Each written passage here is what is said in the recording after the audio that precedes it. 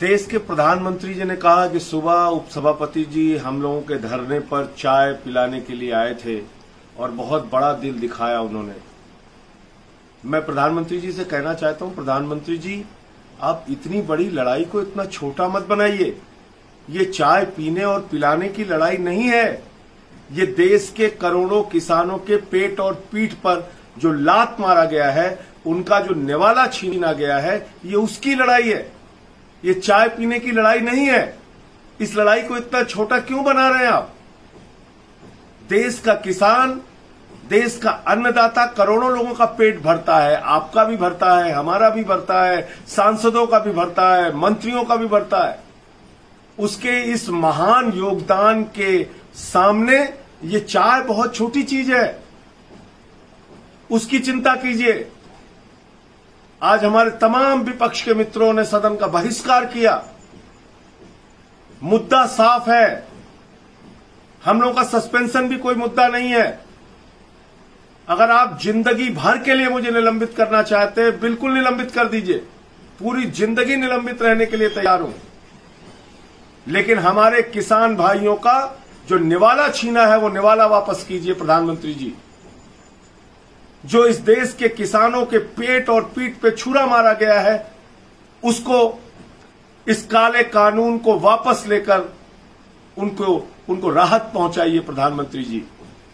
ये काला कानून बगैर वोटिंग के जबरन, अलोकतांत्रिक, असंवैधानिक तरीके से जो पारित किया गया है, लोकतंत्र की मर्यादा को, संसद की मर्यादा को जो शर्मिंदा किया गया है, उसको वापस कीजिए प्रधानमंत्री जी। ये लड़ाई चाय पीने और पिलाने की नहीं है।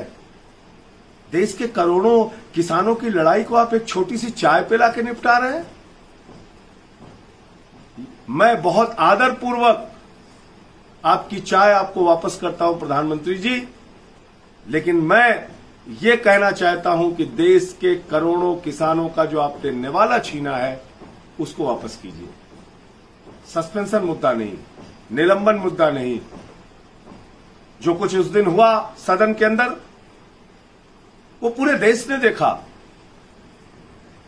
भारतीय जनता पार्टी, आपकी पार्टी राज्यसभा में अल्पमत में थी। अकाली दल विरोध कर रही थी, बीजेडी विरोध कर रही थी, टीआरएस विरोध कर रही थी, एआईएडीएमके सेलेक्ट कमेटी की मांग कर रही थी, शिवसेना, एनसीपी, कांग्रेस, सारी पार्टियां विरोध में थी, आरजेडी, डीएमके, आम आदमी पार्टी। उसके बावजूद यह काला कानून पास किया गया। इसलिए इस लड़ाई को छोटा मत बनाइए।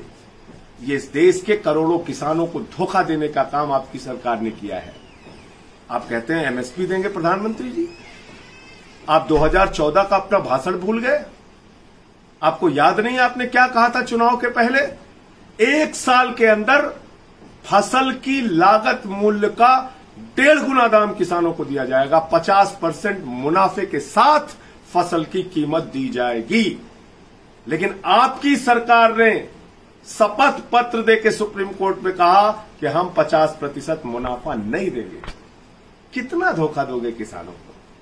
कितनी बार उनकी पीठ में छुरा मारोगे प्रधानमंत्री जी? पूरे देश को आपको जवाब देना होगा। आज पूरे देश का किसान आंदोलित है। वो चाहे पंजाब का हो, हरियाणा का हो, उत्तर प्रदेश का हो, बिहार का हो। आपने एमएसपी खत्म कर दी। कानून में एक शब्द दिखाइए कहां आपने एमएसपी लिखा है। कोई व्यापारी अगर न्यूनतम समर्थन मूल्य से, कोई पूंजीपति अगर न्यूनतम समर्थन मूल्य एमएसपी से कम में किसान से खरीद करेगा, तो वो किसान कहां गुहार लगाने जाएगा?